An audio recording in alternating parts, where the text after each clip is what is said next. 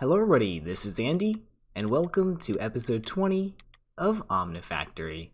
And I'm sorry guys, I cheated on you, I did a bad thing, I built the reactor on my own because I ended up actually having enough tungsten after a long AFK session. So we have this thing processing a bunch of LEU fuels, which is basically just thermal centrifuged uranium-238, which we had a ton of, and now we have pretty much none of. However, this should be everything that we need to get into the fusion reactor, because this stuff, the depleted LEU-235, can be centrifuged into tiny clumps of plutonium and tiny clumps of other plutonium. We need this kind, and then this can be turned into these ingots, and then we can fluid extract them, or no, we can, what is it, where's the compressor? There it is. This is used in the assembly line to make the fusion computer Mark 1. Okay. However, let's not pretend like that's the only hard part of this recipe. It's just one of them. We're going to need to make these high-power IC wafers, which is basically making indium gallium phosphide, which we're going to need, and more red alloy. That's fine. Pretty easy. We're going to need fusion coils, which are superconducting coils, which are draconium and molten nether star, which we can't quite make yet. And to begin making our first draconium, we're going to need to make the draconium dust, 1, and then 2, we're going to have to blast it at 6800 Kelvin, which is only possible by Naquata coils, which we're going to have to send Microminer Tier 5 on a mission for. Remember, we can craft the Microminer Tier 5, we just need the stabilized plutonium, which I think we can now make. So let me grab a centrifuge. Oh, you're depleted TBU? Yeah, it's working on TBU now. So that's another one that we'll need. It's just part of the field progression in here, or in the mid-game tab, which we'll have to do eventually. Luckily for me, I made up a couple molecular cyclones accidentally a while ago. These are the IV centrifuges, so, we'll just shove the depleted LEU into these and the depleted TBU into these automatically using the ME system. I'm going to make them available using this. Oh man, this is stressful. The conduit can barely keep up when it's centrifuging them all, but it still does. So we don't have to worry about it. It does have 15 extract speed upgrades in it though, so we're barely making do. Okay, we're getting a ton of this plutonium 241, which is what we 244 or hold on. Normal plutonium 238. Oh, okay, any plutonium can turn into the thing that we want it to be. So, let's do that. Make some of these 241s. Okay, it made a stack, and then we should be able to fluid extract into a couple of these. For now, I just threw a bunch of this plutonium 239 because I think at this moment it's a little bit less useful than the 241 stuff, because the 241 stuff is used in crafting right now. So what I'm doing is I sent a couple of stacks in here to be fluid extracted and sent it to here, and then we're storing stabilized plutonium, just a single stack within the fluid solidifier and a storage bus. Right now, we're only doing one process on this BDM microverse projector. Let's up that to 2. This is the recipe to make all of this Naquata, and let me save it, and I should just be able to shove it into the packager and unpackager right here, and now if we look for Naquata, it should be able to be crafted. It'll make us 256, so let's send that out, and it should be good to go. All it has to make is the quantum flux, which is easy. And as you can see, our tier 5 microminer is off. Okay, so while this works, let me go set up a blast furnace so we can blast the Naquata dust.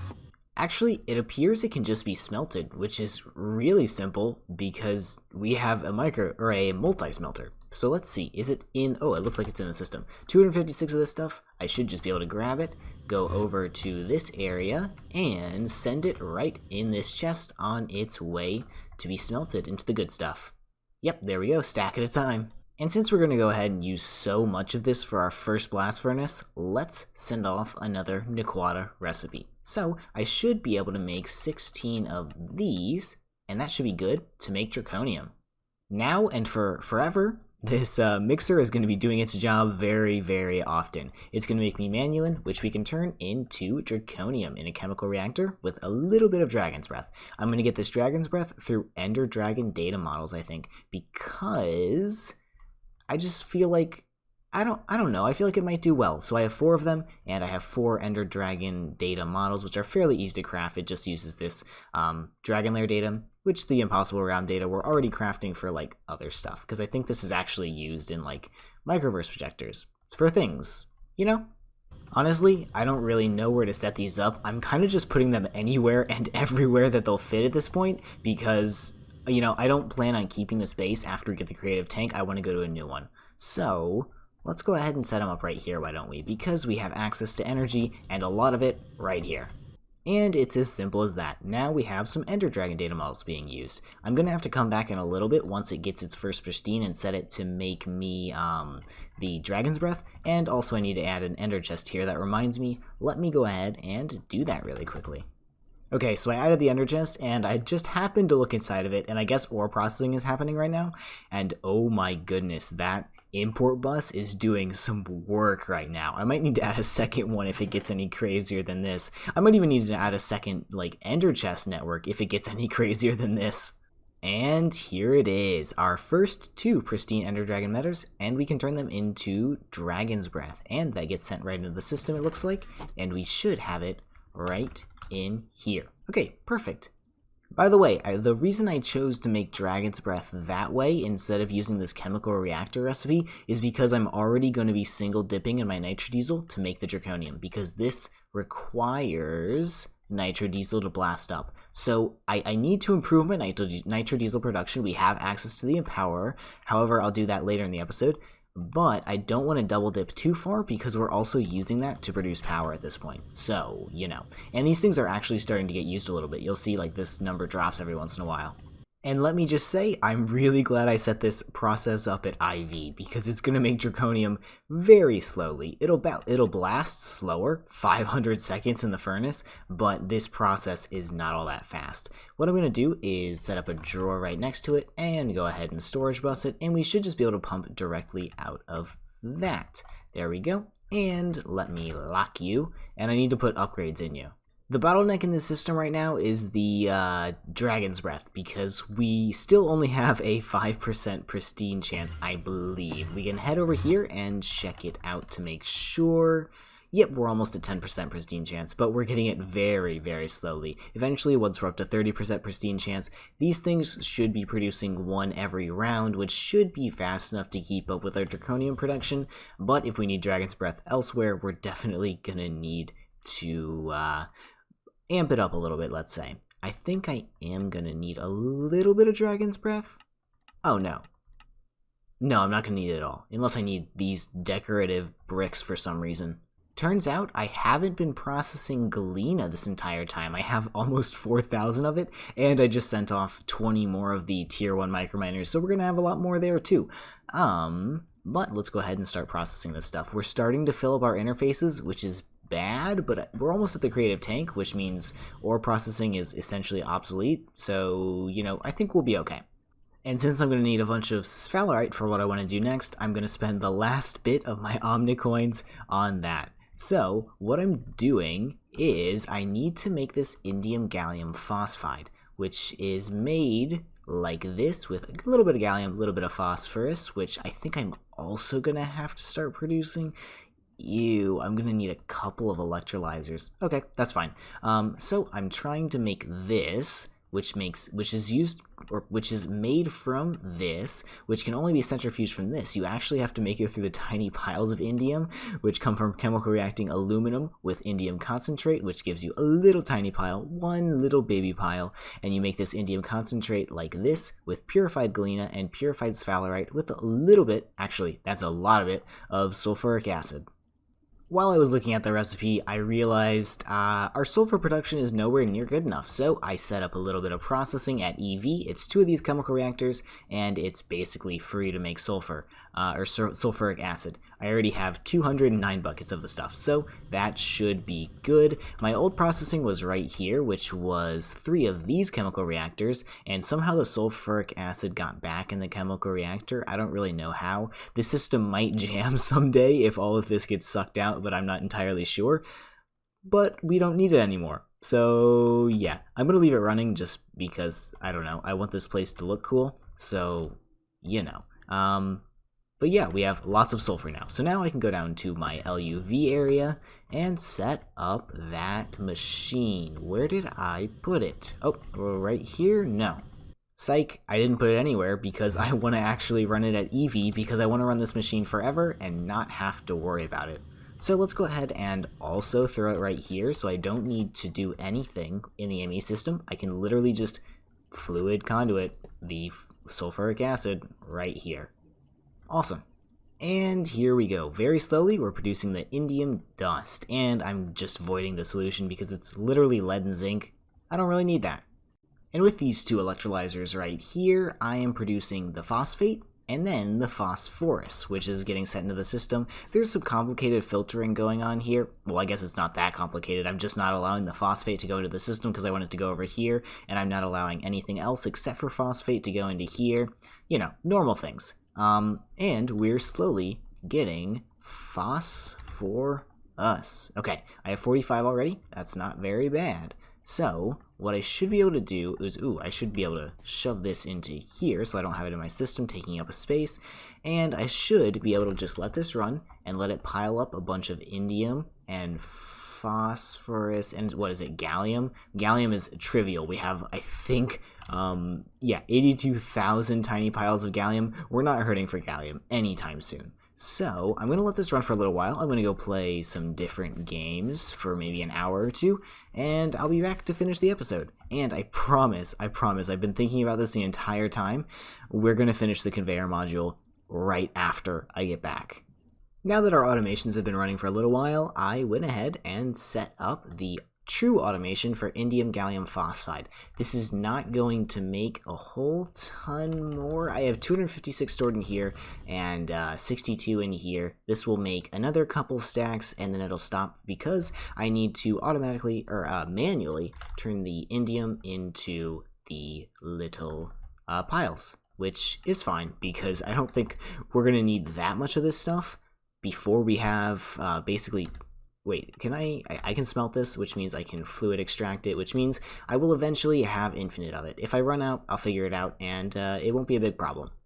So the first step in this process is to make butadiene. Butadiene is made from basically just oil products, and I'm choosing to use naphtha because I have a lot of it. And it needs a configuration circuit on 5, and it'll just begin producing. So let's grab a tank of some sort. I'm actually probably going to use one of these Ender IO tanks because they're pretty good, and then I can just auto export, and there we go. The reason I want to use the Ender IO tank is because they're low volume, so I'll store 16 in here, 64 in here, and I shouldn't burn through all my naphtha, I don't think, but I might. It's really not that big of an issue because I plan to start producing oil again soon, and if I don't start producing oil again soon, we will probably have the creative tank. And here is the setup for making styrene. It's a little more efficient and good at its job than the butadiene is. However, we are now slowly producing the raw styrene butadiene. I just had to do a little bit of filtering, put some oxygen in here, make sure everything gets in here, and we're producing styrene butadiene rubber dust. Okay, awesome. Now I just need one last chemical reactor, which I just crafted up. I'm going to auto export the items into it, I think. No, I can't do that. That's stupid. I need to put a buffer crate. The reason I can't do that is because I need to limit items in the system because this craft uses 2 different items, not 1 item, and some liquids. So I have the limited item filter. I'll say a stack of sulfur and a stack of styrene butadiene. Ooh, that rotates it. I don't want to do that. I want to shove it back in there before it gets full. And if I go ahead and begin activating these guys, I'll just set them on brown for now. It should start shoving everything it needs in there to create the styrene butadiene rubber liquid, which I should be able to just fluid solidify into whatever I want it. Okay, perfect.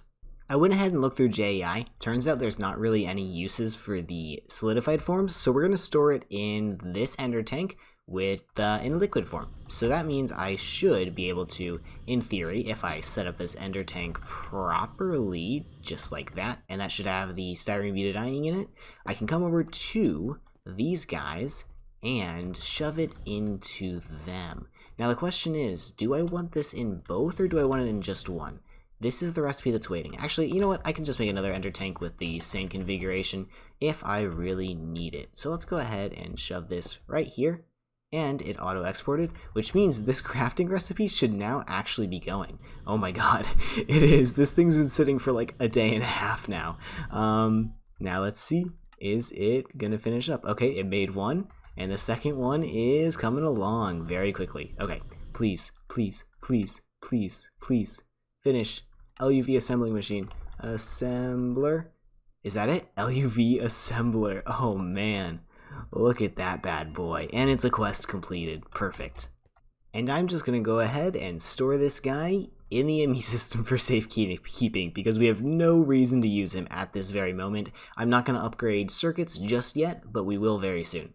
Now I need to spend a couple minutes trying to unlock gate quests because I don't really know where I'm going. Well, I mean, I kind of know where I'm going. However, I want to unlock these couple of gate quests right here because they're going to be necessary for me to do all these other ones because technically I've already done some of these things and it's just not counting them yet. So yeah, now we have a compactor. Let me go ahead and find a place to throw this guy. Oh man, this thing is glacially slow. However, I'm making it a couple of auxiliary reception coils, so it should go a little bit faster. I think I can also make it a signalum kit. Yeah, this should be pretty simple. Oh no, I don't have the Restonia gears. That's not happening anytime soon. However, I now have the reception coils, and this should speed it up drastically. As soon as it gets to power. You should accept power faster. I have 500,000 RF per tick coming your way. Yeah, that's fast enough. That's fast enough. And the main part of those quests is that we need to make this, and I don't have blocks of emerald, of course, the one thing I forgot. Emerald, I have 20,000 of them. We should be pretty good to go. Okay, there we go. And there's that, there's the ultimate extended crafting table, and like always, we just kind of duplicate it a couple of times. We might need a couple of these, so 2 stacks. There we go, perfect. And that's the quest, which should open more quests in the late game right here. So I just need to... Seriously, dude? Oh, God. Fortunately, that quest was just a bunch of crafting, and if I grab all of these things, it should complete it, as well as a bunch of other things. Let's see how we did. Yep, Naquata. I need the Naquata coils. Give me those Naquata coils. Maybe give me a wire or two. Might as well. Can I have that, please? Hello, thank you. And we're just completing quests. Okay, so now we have unlocked Enderium, which we can make because we have the Naquata coils. We're also now able to start making Draconium, so I'm going to need to set up 2 more blast furnaces, one for Enderium, one for Draconium. Actually, before we do that, let's check out the recipe for Enderium. It needs Enderium dust. No, that's not what it needs. It needs Enderium blend, which is lead, platinum, osmium, blue steel, and resonant clathrite. I was going to automate blue steel anyways, so let's get to that. I'm going to go ahead and put the fact that we can make IV things to use right now. And actually, you know what? Let's go ahead and be fancy about this one. I'm going to... Am I? Nah, I'm not going to be fancy about this one. I'm going to waste materials. I'm going to set them up not in the cool way where you make them connect. I'm going to set them up in the lame way where they don't connect and used basically double the coil blocks. But that's okay. Dang, those coil blocks look pretty cool, and it's hooked up to the ME system, so actually that one doesn't need to be there. So, and we're about to get a ton of lag. Nope, actually not. So this one needs primal mana, and it should shove automatically into that fluid bus. Yep, it does. And this one needs nitro diesel, which it should also shove directly into the fluid bus, which it doesn't. Are you connected? Oh wait, I don't have nitro diesel on the system. I never added a storage bus for it. Let me go do that really quickly. Or I could do the thing that bypasses the ME system entirely. Add an ender tank, which just got dumped all into there, but now we have nitro diesel. Okay, amazing. Both of these have the thing that they need to have, and we can start running them. That is, if we do a little bit of processing first. Alright, here are the two things that we were not creating yet. Rose gold and blue steel. That should be pretty much everything that we need to make Inderium blend, with the exception of the resonant clathrates. All of these resonant clathrates right now are being turned directly into pulsating dust, which I have, I believe, a buttload of. However, there's no way to turn it back. So it looks like we're stuck setting up a smaller, discrete system to only make clathrate for Inderium. And I'm just going to do that down here at IV. So I'm going to fluid extract. This is IV? Yep, fluid extract into here. Let's do a little something like that. And I'll do this off camera. I'll be back. So here we go. This is the Inderium automation. So basically what's happening is I'm supplying all the stuff that it needs in the interface, and then this thing will pull on its own, because that's just how these mechanical crafters work. It'll pull everything that it needs from here on its own. It pulls from adjacent inventories, and then I'm supplying it resonant clathrate through the ender chest with a limited item filter, so it doesn't fill up on just resonant clathrate. The ender chest over here is so I don't throw it all in the network and then have it used to make, more polymer clay, which I might want to do eventually, because I might actually be losing polymer clay right now, which is not very cool, but for now that shouldn't be an issue at all. So let's check how much draconium we have in the system. That's not how you spell draconium. I have 257 draconium, and it's being produced right here, which means this is filled up. I'm going to let that process overnight. I'm actually going to go to bed right now, and we'll see how much dragon's breath we fill up, because we only have 4 and there's none in the system right now, which means we can't exactly do a whole ton of draconium. So I'm going to set up a little bit more here, and then I'm going to process overnight, and I'll be back. Okay, it's the next morning, and as I woke up this morning when I was just, getting my coffee and everything, I decided to go ahead and set up the draconium production. It was actually really simple. I just had to throw draconium in there, filter it on the insert, and we're all good to go. There's also this vacuum freezer right here, which solidifies the draconium into normal, or the hot draconium into normal draconium, and it's using molten cryothium, which is being fluid extracted right here. If you can't tell, I'm still a little tired. I did want to check and make sure our cryothium stores are holding up. Yep, they are. It looks like we're doing good, and that automation is robust enough for what we've got here. Okay, I do want to do one more thing before I end this video, and I want to set up the Empower to make biodiesel, or to make biodiesel at a lesser cost. I think I'm just going to go ahead and set the Empower up out here because it's kind of bulky, but I did go ahead and check these, and some of these buffers had filled up. So I upgraded them to Advanced Quantum Tanks 2, which hold almost 200,000 buckets each, and, we're running again. Okay, here we go. This is it. I need to cover up some of these things with dirt, and maybe I'll throw in facades eventually, but once again, I don't really care how things look right now because I am rushing the creative tank. So what's happening here is we're supplying the crystallized canola seeds that we're already making, as well as normal canola seeds. The canola seeds go on the outsides, and the crystallized go on the insides. You have to filter this in some way because the crystallized canola seeds have to go in the center. I'm choosing to just use Ender.io, but you can probably do it in 100 different ways using channels or whatever not. But let's go ahead and insert on blue, and this thing should start running again. It should extract. Oh, don't make me look stupid, right? You're supposed to extract. Oh wait, the drawer's locked. Hold on. Let's grab him, throw him in there, and now it should run constantly. Extract, in there, perfect. This runs very quickly actually, so we shouldn't have to worry about, running out of empowered canola seeds. However, we need to take these and go to our, where is it? MV and HV automation. You could go ahead and fluid extract these into the most expensive seed oil ever, or you could shove them into your machine just like this. And what we're going to do essentially is begin throwing the crystallized, or the empowered in here. And if I tank that out, let me grab a tank really fast. Okay, so if I grab this and this out, we should... No, okay, this process definitely can't be done in MV then. Let me grab a transformer. Okay, here we go. Now we're transforming up to HV, and I think I have enough amps on this left. We should be fine.